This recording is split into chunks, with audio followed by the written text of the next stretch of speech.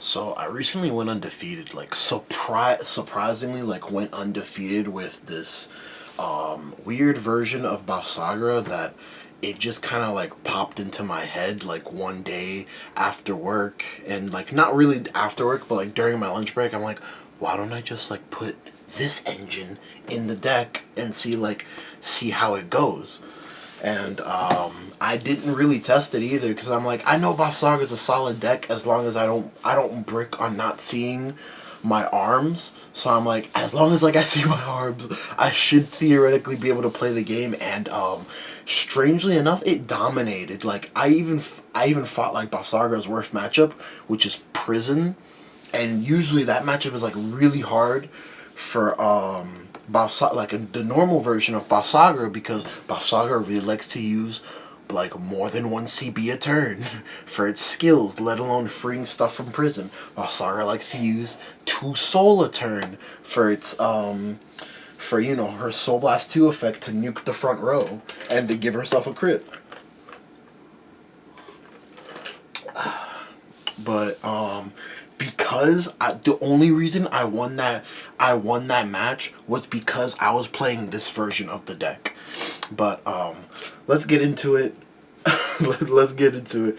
I'm gonna start off with the BAVSARGRA core of the deck, like the engine cards that you really well, like I do have like a tech per se, but like the engine cards of the deck that you really can't play without. So let's see how I'm gonna do this. I think I can get away with doing it like this. So we play maximum copies of the Persona Ride. This is, hold on. Yeah, it's perfect. So we play maximum copies of the Persona Ride. There's really not much explanation here. Persona Ride is a free draw, free 10k to the front row, and the soul needed for this deck because you want to use at least 2 soul a turn normally. So there's really not much to say there. For Spear, you want to double equipped on turn 3, especially if you're going second, to like punish your opponent if they did try and attempt to rush you, or if they, like I said, just to get the crit is very strong in the early game. Because more often than not, if your opponent's at low damage, they'll say no guard because they want to save their PG for next turn, or like they want to save their PGs for your next turn, because they know more often than not that your first swing off a crit will not kill them. But we're playing for the Spear. I actually, after the tournament, I went down to 1 sword, and I've been a strong advocate of 2 sword for like the longest time because I think sword's ability is generally really good. But it never came up once, like, or at least in this version of the deck, using sword never came up once. It was just always more ideal to double equipped the spear, or equipped again the spear just to get the free draw. And yeah, we still run the sword in case we do draw the shield in our opening hand or draw the shield for turn. But I've been a strong advocate of 2 swords, man, for like the longest time. But this deck doesn't really seem to need the sword, or at least from like the four matches that I had, because it was a 4-round locals. Like, no matter how many people we have at our locals, because the store owner closes at a certain time, it will always be like 4 rounds, automatic cut to like top 4 or top 6.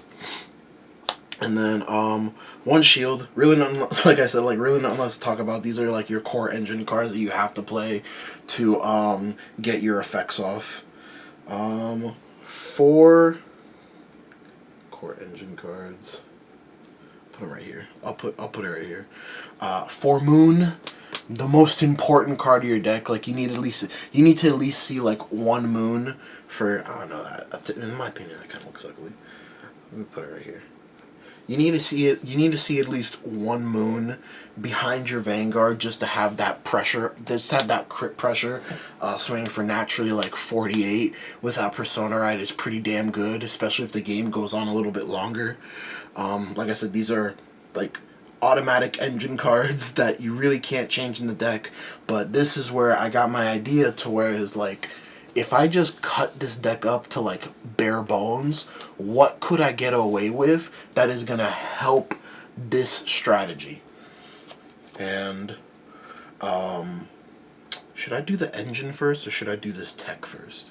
I'll do the engine first. I'll do the engine first. So what came up to be originally it was a 10 card engine, but I did cut a sword to add another stealth card. So it's an 11 card stealth engine. We're playing 4 copies of Forktail, playing 4 copies of Ironblade, and I'm playing 3 copies of Stealth Dragon Shogunin or Shugin. So the reason I don't even know where I got this idea from, to be honest with you. I haven't seen any other BAVSARGRA list. Like I could be wrong, but I personally have not seen any other BAVSARGRA list even attempt or like have this like even talked about, to where it's like this is just like such a really good engine for the deck. To whereas it gives you soul, to whereas if you don't have a moon to resurrect, you resurrect Forktail, and it just gives you an additional free soul. Not only that, the most important aspect of this engine is, especially if you're using Forktail in the early game before you even get to like turn 3 or 4, is that it thins your deck so that you are more likely to draw your engine cards. You're more likely to draw your trick moons. You're more likely to draw your spears, your sword, your shield, your persona rides, etc.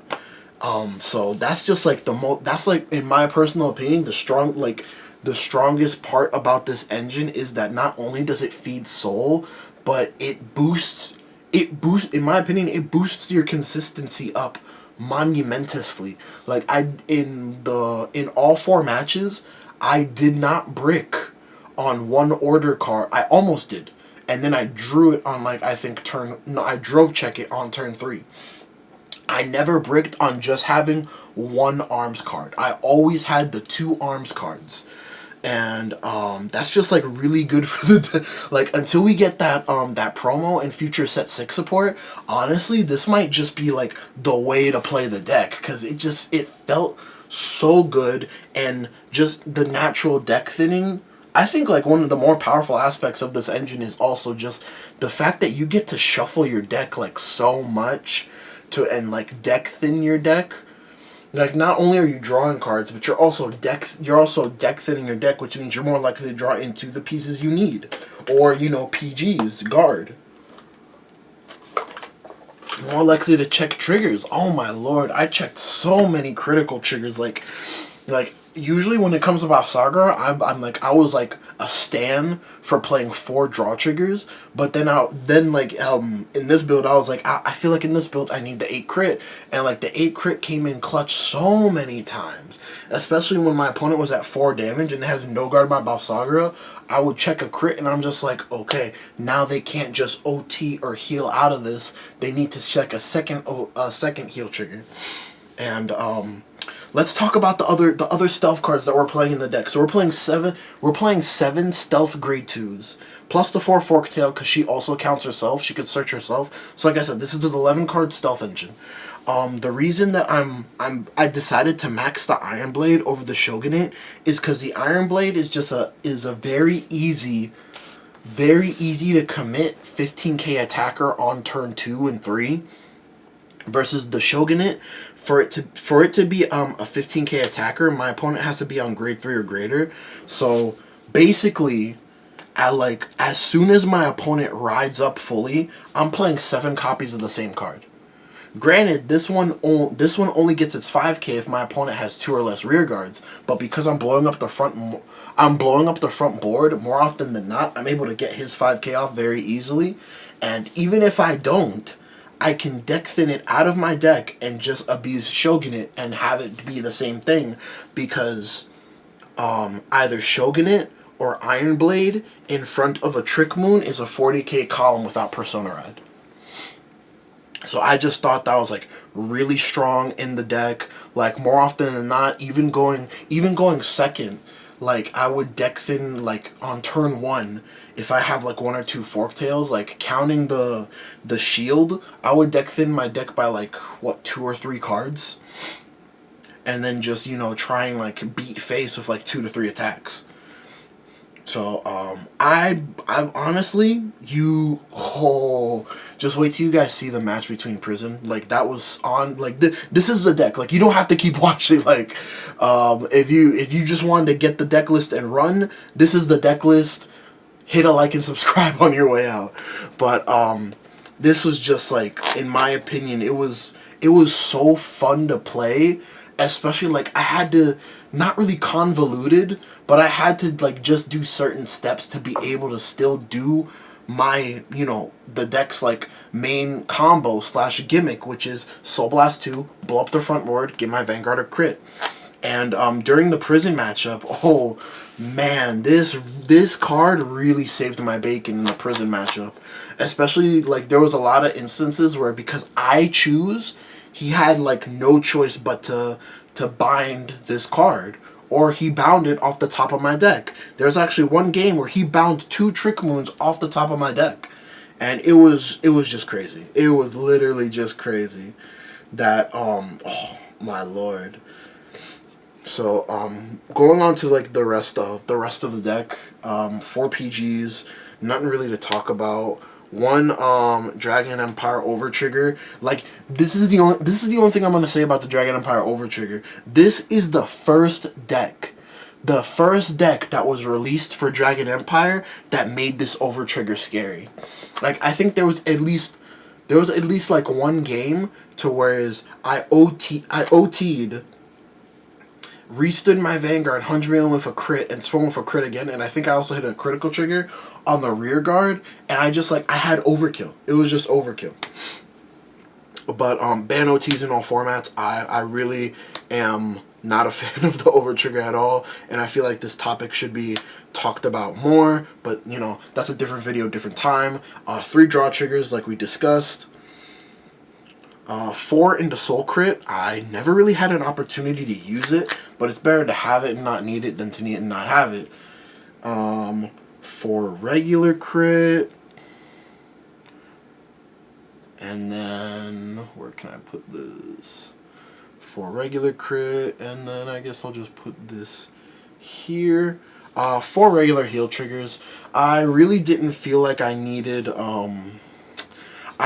run any of the effect heals, because, you know, like if you've seen any of my deck profiles, I am one of the mentality of, unless that we're in a very dominant format to whereas I need those effect triggers.